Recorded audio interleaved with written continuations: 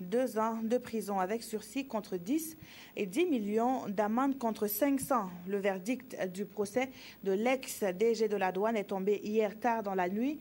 Au regard de la réquisition faite par le procureur général, ce verdict est une victoire pour Ousmane Guiro et ses conseillers qui devront respecter 7 autres ordonnances de la Cour.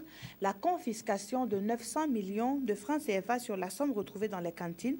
Kosoum Koulibaly, Jean-Emmanuel Oudraogo.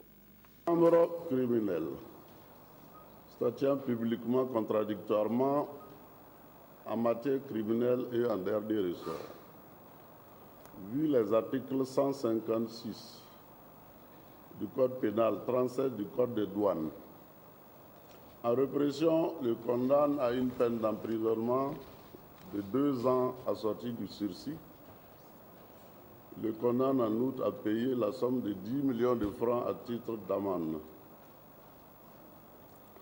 Ordonne la confiscation des objets saisis à hauteur de 900 millions de francs, outre les devises étrangères. Au bout de la nuit, après 6 heures de délibéré, c'est un verdict au goût de victoire pour l'ancien directeur général de douane et ses conseils. Nous estimons que cette juridiction a statué en toute liberté. C'était l'essentiel pour nous. Nous pensons avoir été compris au moins à 80-90%. Guiro était coupable de tous les crimes de la terre. Aujourd'hui, il a eu l'occasion de s'exprimer. La justice l'a écouté. La justice a rendu la décision qu'elle semblait bonne pour lui. C'est tout ce que nous pouvons dire à présent. Comprenez-nous, nous sommes également un peu sous l'émotion. Ousmane Guiro repart libre.